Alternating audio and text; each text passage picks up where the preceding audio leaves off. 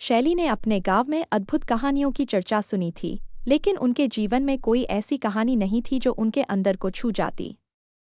एक रोज उसने गांव के जंगल में एक रहस्यमय महल की खोज की। जंगल में घूमते घूमते उसने एक चारों ओर से उच्च दीवारों से घिरा हुआ भव्य महल देखा।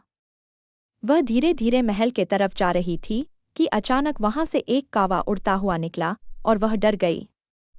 और जैसे ही वो अंदर गई उसने एक बंद दरवाजा देखा और वह दरवाजा खोल के अंदर चली गई।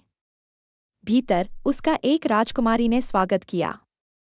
राजकुमारी कहती है, यहाँ आने का सच यही है कि हर कोई इस महल के रहस्य को खोलने की कोशिश करता है।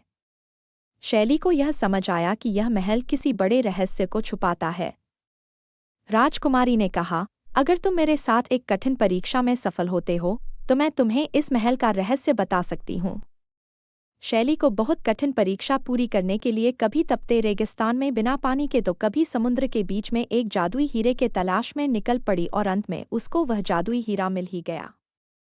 शैली ने राजकुमारी की परीक्षा पूरी की और फिर वह राजकुमारी के पास वापस आ गई और वह जादुई हीरा राजकुमारी को दे दिया।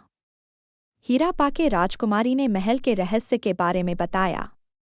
राजकुमारी ने बताया, इस महल में एक चमत्कारी आईना है जो सच्चाई को प्रकट करता है।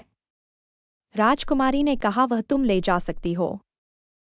शैली ने उसमें देखा तो उसको सच्चाई के बारे में पता लग गया कि अगर मैं इसको ले जाऊंगी तो इससे गांव में सब कुछ बदल जाएगा और लोग इसको पाने के लिए एक दूसरे से लड़ेंगे। शैली ने वो आईना लेने से मना कर दिया और राजकुमारी से कहा कि वह सदा सच्चाई के रास्ते पे चलेगी। राजकुमारी के आशीर्वाद से शैली ने गांव को सच्चाई के मार्ग पर ले जाने का संकल्प किया और सदा सत्य और ईमानदारी के मार्ग पर ही चलेगी। उसके बाद शैली महल से वापस अपने गांव गई और इस प्रकार शैली ने महल का रहस्य जान लिया।